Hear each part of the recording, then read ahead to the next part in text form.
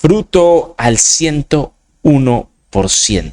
Hace poco hablé de santidad, de que Dios desea que la persona se convierta en un justo o poner un llamado en la persona. Y que la principal característica de los justos y de un llamado es la santidad, ¿verdad? Pero no hablé del proceso que se llega a la santidad para llegar a ser justo o recibir la unción del Altísimo. Cuando hablamos de la unción, nos referimos al mismo Dios encima de nosotros, ¿verdad? Eso está escrito. Y siempre estando atento a lo que Dios nos dice, a discernir la voz de Dios. Siempre es el punto clave, discernir la voz de Dios. También les comenté que por qué en la escritura, cuando está escrito palabra, o digámoslo de otra forma, cuando la escritura te dice la palabra, valga la redundancia, no sé si me hice entender, ¿por qué siempre la notamos o leemos que está con minúscula? Vamos a ver un ejemplo. En 1 Corintios capítulo 1, del 4 al 5. Dice Pablo: gracias doy a mi Dios siempre por vosotros, por la gracia de Dios que os fue dada en Cristo Jesús, porque en todas las cosas fuisteis enriquecidos en Él, en toda palabra y en toda ciencia. Dice la escritura, en toda palabra, y esta P la podemos observar que está en minúscula, ¿verdad? Hermano, y ustedes se preguntan, o anteriormente nos hicimos esa pregunta, ¿por qué está en minúscula? Porque salió de la boca de Pablo. Fue dicha primero por Dios, pero al ser Pablo un heraldo, que significa un puente o un instrumento, salió por la boca de Pablo. Por ende debe copiarse en minúscula. Salió por la boca de un hombre. Ahora, según lo anterior, debemos de reconocer el poder de Dios y también agradecer que Dios se manifiesta en algunos hombres como Pablo, que son instrumentos de bendición para llevar la voz de Dios en la tierra. Estos instrumentos siempre van a ser perseguidos por darle la gloria y la honra a nuestro Señor, ¿verdad? Dios quiere darles un mensaje y también al mundo entero, por supuesto, que vuestro fruto sea el 101%. Dios desea en este momento hombres y mujeres que caminen en espíritu y en verdad. Pero como mencioné al principio, para poder llegar a ese nivel hay un proceso. Y mientras estemos en ese proceso, para alcanzar la santidad, porque es necesario alcanzar la santidad, que es un estado el cual es posible, pero solo con la ayuda de Dios, de nuestro Señor. Nunca ha sido en nuestras fuerzas, en nuestras propias fuerzas, sino en las de Él. Pero debemos de preguntarnos lo siguiente. Y es: ¿dónde está tu corazón? ¿Dónde está tu corazón? Primera de Samuel, capítulo 16, versículo 7. Y Jehová respondió a Samuel: no mires a su parecer, ni a lo grande de su estatura, porque yo lo desecho. Porque Jehová no mira a lo que mira el hombre, pues el hombre mira lo que está delante de sus ojos, pero Jehová mira el corazón. ¿Jehová mira qué? Ojo con este pero, un pero grandísimo. Jehová mira el corazón. Este versículo es muy tergiversado. Cuando estás en tu proceso, ¿dónde tienes tu corazón?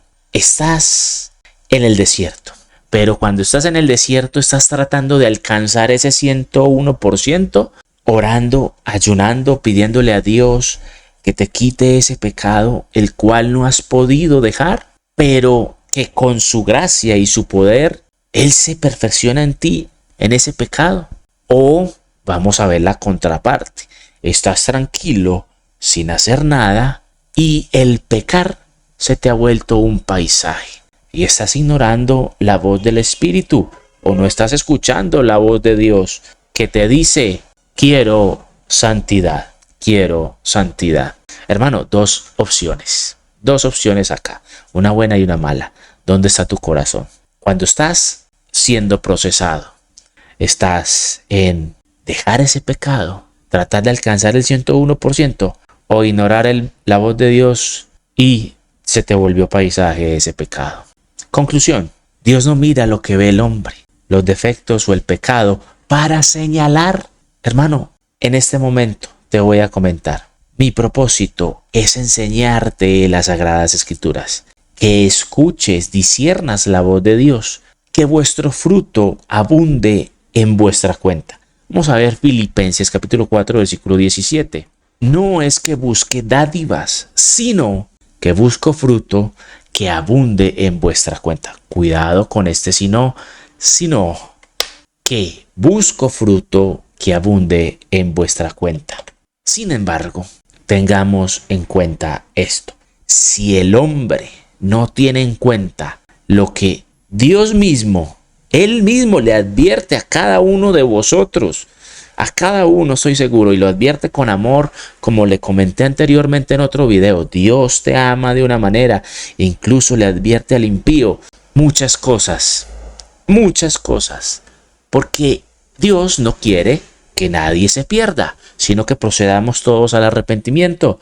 Dios le advierte a cada persona y Él te está advirtiendo siempre con amor. Pero simplemente cuando ignoras esto, Dios le dice al profeta: saca a relucir lo que hay en su corazón, su dolencia. ¿Y cuáles son esas dolencias? Enfermedades. Si está endemoniado, porque es posible. Si hay un pecado oculto, o si hay, como comentamos, hay paralíticos, entre otras dolencias, solo con el fin de que el incrédulo crea y cambie su camino y vaya al arrepentimiento. Y Esteban, ¿y dónde está eso en las Sagradas Escrituras? Vamos a ver 1 Corintios capítulo 14 del 22 al 25. Y también podemos observarlo, las dolencias que hay en una iglesia cuando Jesús iba a Galilea y predicaba. Así que, ojo con así que, las lenguas son por señal, no a los creyentes, sino a los incrédulos. Pero la profecía, no a los incrédulos, sino ¿a quiénes? A los creyentes. La profecía. Sí, pues toda la iglesia se reúne en un solo lugar y todos hablan en lenguas y entran indoctos o incrédulos, o con esta pregunta, no dirán que estáis locos. Pero si todos profetizan y entra algún incrédulo o indocto, por todos es convencido, por todos es juzgado. Tengamos en cuenta esta palabra, juzgado. Pero para poder tener en cuenta esta palabra, vámonos al hebreo. La palabra hebrea para juzgar es shafat.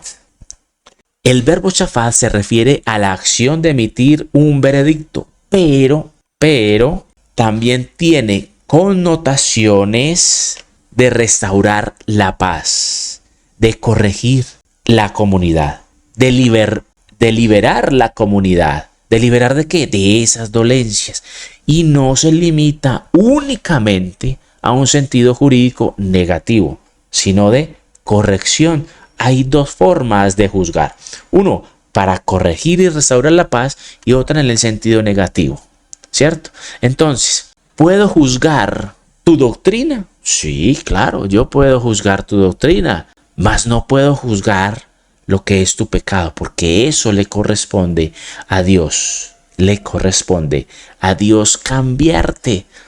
Sin embargo, cuando el hombre no escucha la voz de Dios, manda a un profeta a decirte: cambia tu camino o tendrás consecuencias, porque la desobediencia trae consecuencias. Las malas decisiones traen consecuencias. Entonces, dice la Escritura en 1 Corintios que al mandar a un profeta, saca lo oculto de su corazón para que se haga manifiesto. Y así, esa persona tiene dos opciones: o se enoja o, postrándose sobre su rostro, adorará a Dios, declarando que verdaderamente Dios está entre vosotros, está en ese lugar. ¡Qué maravilla es esta palabra! ¡Qué maravilla! Señores, que la paz del Señor, que sobrepasa todo entendimiento, esté con cada uno de vosotros. Y recuerden que Dios envía a un profeta para sacar lo oculto de su corazón, sus dolencias, puede tener dos opciones. O se enoja y se va, o postrándose sobre su rostro, declara que allí está Dios entre vosotros. Dios les continúe bendiciendo.